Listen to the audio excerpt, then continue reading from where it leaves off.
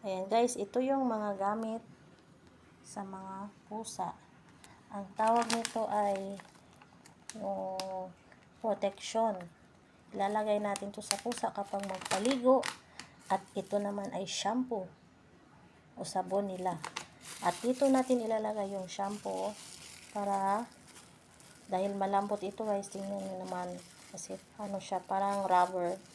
So malalabas dito ang sabon. So parang i-brush natin yung sa katawan nila, yung sa balahibo, sa fur. At ito naman yung nail cutter. Subukan natin guys na gamitin ito sa kanila. Ang mga gamit nila guys, unahin natin ito. So ito, ganyan, buksan natin.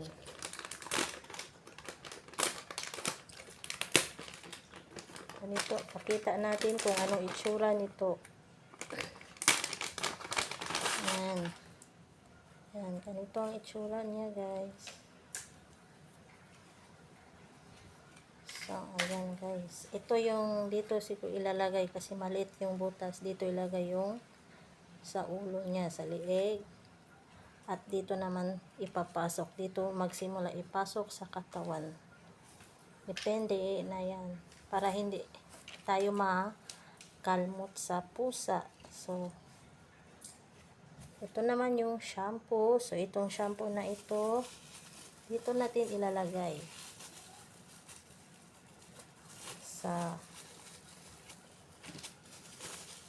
ano, hindi ko alam anong tawag nito guys. So ito yan ang itsura. Oh, ang ganda, ang lambot nito guys, yung rubber lang, oh, di ba? So parang magti-taker talaga. So ibubuhos natin itong shampoo nito or sabon dito, ganyan po. So tamtama lang ilagay or pwede na rin puno basta magamit lang. So ayan, yun ang gagamitin. Tapos press lang konti, ganyan, brush. So masaya talaga tong pusa na to guys kapag ano magamit nila ito. So ito naman yung cutter. So ayan, ito talaga pang pets. Pwede din sa ano to, sa mga aso.